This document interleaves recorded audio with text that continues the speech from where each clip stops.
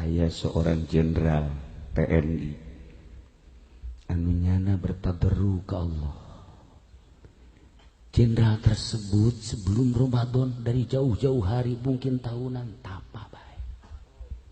Setelahnya tapa di bulan Ramadan kamari kaget aya suara terngiang-ngiang. Ternyata suara tersebut suara Bung Karno. Anu berbunyi, "Wahai, rebut kembali Indonesia kita." Suara eta diabaikan. Setelah diabaikan, nyana merenung, kok aya suara ieu? Setelah suara eta teu aya, nyana kembali tenang. Tiba-tiba aya muncul deui suara tersebut. Indonesia rebut kembali. Nyana kaget, makin murigak bulu. Ih, ieu mah suara Bung Karno. Sampai 3 kali. Setelah 3 kali, nyana ngobrol dengan jenderal yang lain. Teu perlu kula nyebutkeun ngaran. Setelah ngobrol dengan jenderal yang lain, jenderal eta ge sarua mendengar suara itu. Setelah eta, nyana babarengan ziarah ke makam Bung Karno tanpa ada pengawalan. Jenderal tersebut masih aktif. Ternyata di makam Bung Karno suara eta muncul kembali. Rebut kembali Indonesia. Nu unikna benda Bung Karno keluar, dibawalah, maka nyana muringkak bulu terus sampai Jakarta. Setelah eta datanglah ka kaula mohon doanya, Pak Kiai, apa yang akan terjadi di depan ini? Kukula dibejakeun ieu gaib, mesti hati-hati kahari. Sebab kulanya rencana pemerintah. Sebagian kanyaho kula menang ti paruki, sebagian deui menang ti Melayu. Sering ngobrol ke amburadul negara kula geus nyaho insyaallah. Dan rencana-rencana dari seseorang ini dan itu sudah tahu insyaallah.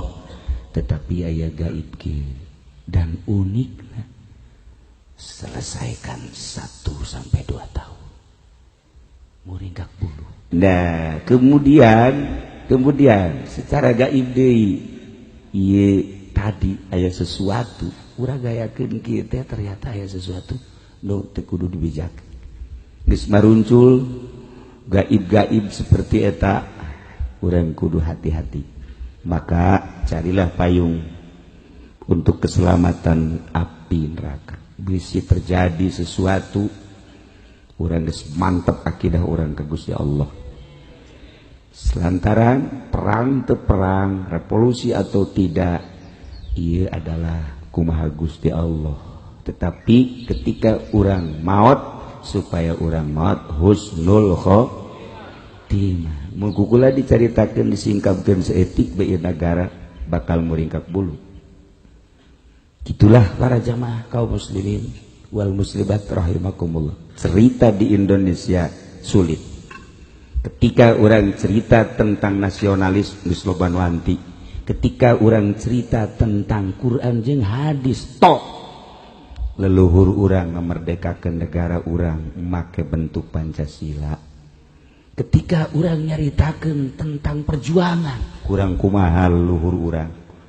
Jadi dibulak-balik ku hali. Di Indonesia tipena ambalaya. Aya nu nduk ngadirikeun khalifah. Oh masalah. Ai siapa kabehan ge. Aya nduk terus kaku. Geus lamun kukula dicaritakeun geus aya 4 pilah. Geus aya 4 pilah. Jadi lamun diperangkeun di Indonesia geus sedang. Geus sedang sebenarnya mah. Geus sedang lamun diperangkeun. Ke diungkap saeutik-saeutik ulah kuari insyaallah kuari suasana masih lebaran keneh. Nu penting urang neangan payung, jang mayungan di akhirat supaya ketika aya seungeun neraka urang bisa ternaungi ku payung tersebut. Ketika urang disemprot ku seungeun neraka urang geus aya payung jang nahan semprotan tersebut. Ketika urang digujubarkeun ka neraka ternyata aya payung di neraka anu ngaantikeun kena ka awak urang.